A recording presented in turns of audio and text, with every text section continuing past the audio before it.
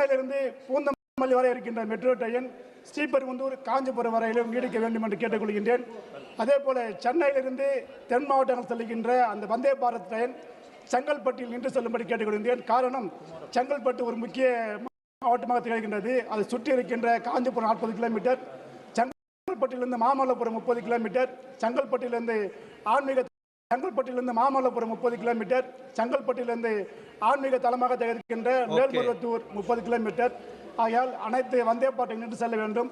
குறிப்பாக மேல்மருவத்தூர் இருந்து சென்னை வரை தினந்தோறும் ரயில் வண்டி இயக்க வேண்டும் கேட்டுக்கொள்கின்றேன். அதே போல செங்கல்பட்டு டு காஞ்சிபுரம் ஒரு வழி பாதையை இருவழி பாதையாக மாற்ற வேண்டும் என்று பல ஆண்டுகளாக கோரிக்கை வைத்திருக்கின்றேன். அது நிறைவேற்றி தரும்படி கேட்டுக்கொள்கின்றேன். குறிப்பாக மாண்புமிகு தமிழ்நாடு முதலமைச்சர் அவர்கள் தென்னிந்தியாவின் மான்செஸ்டர் அழைக்கப்படுகின்ற கோயம்புத்தூருக்கும் மதுரைக்கும் கேட்டிருக்கின்றார். ஒன்றிய அரசு அது கிடைப்பில் போட்டிருக்கின்றது. பரிசீலனை செய்து ஆவாசமாக கேட்டுக்கொள்கின்றேன். நன்றி, வணக்கம். धन्यवाद माननीय सभापति जी, मैं आपका आभार करता हूं कि आपने मुझे समय दिया।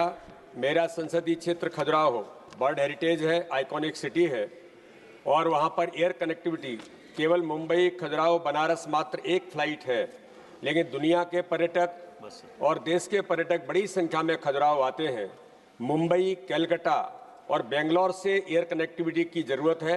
इसलिए मैं आपके माध्यम से माननीय उड्डयन मंत्री जी से अनुरोध करता हूं, क्षेत्र की जनता की ओर से भी, कि खजुराहो के अंदर मुंबई, कलकत्ता और बेंगलोर एयर कनेक्टिविटी मिले, जिससे टूरिज्म को बढ़ावा मिलेगा। मैं आपका बहुत बहुत धन्यवाद करता हूं। धन्यवाद जी। श्री ईतबा राजेंद्र जी। अध्यक्ष महोदय, मेरा क्षेत्र मलकागिरी पार्लियामेंट क्षेत्र में IDPL, HAL, HMT जैसा बड़े बड़े कंपनीज था। अध्यक्ष महोदय, 10 साल 15 साल से वो सिख इंडस्ट्रीज होके वो क्लोज करने तक आया। मोदी जी ने आज make in India, made in India programme में सारे जो पब्लिक सेक्टर इंडस्ट्रीज को स्ट्रेंथन करने का कोशिश कर रहा है, इसको मजबूत करने की कोशिश कर रहा है। हैदराबाद डिफेंस हब है, इसीलिए बहुत बड़ा क्षेत्र है, इंफ्रास्ट्रक्चर भी बहुत बड़ा है, मैन पावर भी ज़्यादा है। वो रिवाइव करके वहाँ पे कंपनी को बचाना है, उसको एम्प्लॉयज़ को बचाना है। आने वाले दिन में इसको आगे ले जाने के लिए केंद्र सरकार मोदी जी ने ध्यान देना चाहिए। धन्यवाद।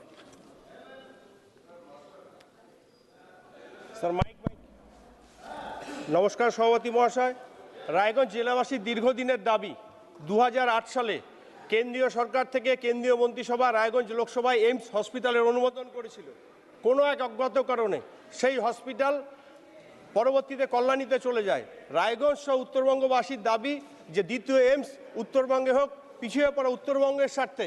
এবং রায়গঞ্জ লোকসভা এমন একটা ভৌগোলিক অবস্থা, চারিদিকে বর্ডার, মধ্যে বিহার, তার মাঝখানে রায়গঞ্জ লোকসভা। সেই লোকসভায় ট্রাইবাল স্কুল নেই, সেখানে একটা ওমেন্স কলেজ নেই, সেখানে নিট এক্সামিনেশন সেন্টার নেই। আপনার মাধ্যমে বিভিন্ন বিভাগীয় মন্ত্রীর কাছে অনুরোধ, এই পিছিয়ে পড়া জেলার স্বার্থে এই এডুকেশনের যে হাব আছে, যে বিভিন্ন মহিলা কলেজ থেকে শুরু করে ট্রাইবাল স্কুল এবং নিট এক্সামিনেশন সেন্টার, এটার অনুমোদন দেওয়া হোক। নমস্কার স্যার। श्री प्रतिभा धानोरकर जी। प्रतिभा धानोरकर जी। धन्यवाद अध्यक्ष महोदय। मी अतिशय महत्त्वाच्या विषयाकडे माननीय रेल्वे मंत्र्याचं लक्ष वेधू इच्छिते। मी आपल्या माध्यमातून चंद्रपूर जिल्हा हा औद्योगिक जिल्हा म्हणून प्रसिद्ध आहे। चंद्रपूर जिल्हा हा महाराष्ट्रातील ब्लॅक सिटी म्हणून ओळखला जातो। इथं मोठ्या प्रमाणात वीज उत्पादन होते, कोळशाचं उत्पादन होते आणि या ठिकाणी पेपर मिलचे देखील मोठमोठे उद्योग आमच्या चंद्रपूर जिल्ह्यात आहे। पण एवढं सगळं असताना राज्याची राजधानी म्हणून मुंबई आणि सांस्कृतिक राजधानी म्हणून पुण्यासाठी कुठलीही ट्रेन अवेलेबल नाही, ही आमच्यासाठी शोकांतिका आहे। म्हणून माननीय मंत्री महोदयांना माझी विनंती आहे की हजारो विद्यार्थी, व्यापारी आणि रुग्ण जे मुंबई पुण्यासारख्या ठिकाणी जाणारे आहेत, त्यांच्यासाठी चंद्रपूर ते पुणे आणि चंद्रपूर ते मुंबई अशा 2 ट्रेन त्या ठिकाणी उपलब्ध करून दिल्या पाहिजे। धन्यवाद। Thank you, sir, for giving me this opportunity. This is regarding enhanced BC reservations to 42% in education, employment and local body elections in state Telangana. Our Chief Minister Revanth Reddy Garu has done the cabinet and also in the Telangana Legislative Assembly unanimously passed the bill and to provide 42% reservations to BC, sir. And this bill has been already sent 6 months back to the governor. and it was not taken any decision, sir. And I request from your chair to the Honorable Prime Minister, who also is the OBC leader, kindly intervene in the matter and do needful to protect the interest of the BCs in Telangana, for which we are all shall ever be grateful to them. Thank you, sir. Thank you. Shri Rahul Kaswan ji. धन्यवाद अध्यक्ष महोदय। मैं आपके माध्यम से एक बहुत ही महत्वपूर्ण मुद्दे पर अपनी बात करना चाहूँगा। हाल ही में भारत सरकार ने पीएम धन धान्य योजना निकाली, जिसके तहत हिंदुस्तान के 100 जिलों को चयनित किया गया है। राजस्थान के भी इसमें 8 जिले आते हैं, जिसमें मेरी लोकसभा क्षेत्र चूरू भी है, नागौर भी है, बीकानेर भी है, और एक काफ़ी क्षेत्र को जोड़ा गया है। सर, पीएम धन धान्य योजना में गवर्नमेंट ऑफ इंडिया की सभी स्कीमों को कंबाइन करके कृषि के अंदर दिलन और तिलहन की डिपेंडेंसी को खत्म करने का प्रावधान है। सर, ये योजना लागू कर दी गई और चूरू लोकसभा क्षेत्र और पूरा हमारा जो बीकानेर डिवीजन है, उसमें मूंग, मोठ और चने की फसल होती है दालों के रूप में, जिसको पीएम धन धान्य योजना में जो नेशनल एडिबल ऑयल मिशन है उसमें शामिल नहीं किया गया। उनमें उड़द, मेरा सर एक मिनट सर, मेरा आपसे कहना है कि नीमो के अंदर राजस्थान की जो हमारा क्षेत्र आता है वहां पे मूंग, मोठ और चने को शामिल किया जाए। और सर, पीएम धन धान्य योजना की मॉनिटरिंग कमेटी में किसी भी जनप्रतिनिधि का नहीं होना उस योजना को खत्म करने का काम करेगा। सर, जिला प्रशासन हेड है, जिले के ऊपर स्टेट प्रशासन हेड है। तो मेरा मंत्री महोदय, आप भी बैठे हुए हो, मेरा आपसे निवेदन है कि इसमें जनप्रतिनिधियों को भी शामिल करने का काम किया जाए। खाता न बही, गांधी परिवार जो कहे वही सही। इतनी करप्ट पार्टी, इतना करप्ट आदमी, 50 लाख में अध्यक्ष महोदय, 50 लाख में 2000 करोड़ की संपत्ति डकार ली गांधी परिवार ने। उस एसोसिएटेड जनरल ने डकार ली, जिसमें कि सोनिया गांधी और राहुल गांधी 76% के हकदार हैं। 76% जो कंपनी में है सर। और मैं आपको बताऊं सर कि कांग्रेस का पैसा जो 8TG और 12A, भारत सरकार 8TG और 12A का डोनेशन को फ्री करती है, कांग्रेस पार्टी ने आम आदमी के पैसे को राहुल गांधी और सोनिया गांधी की कंपनी खरीदने के लिए दे दिया।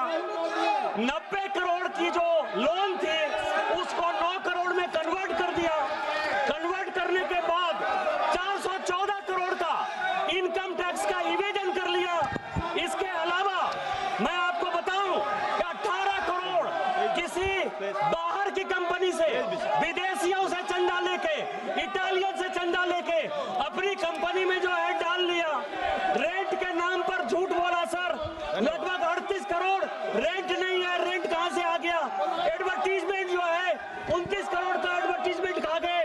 मैं आपको बताऊं कि इसके अलावा जो रेड हुआ, 51 लाख रुपया कैश और 32 लाख की ज्वेलरी पकड़ाई गई। पहले सर कांग्रेस का पैसा ले लिया।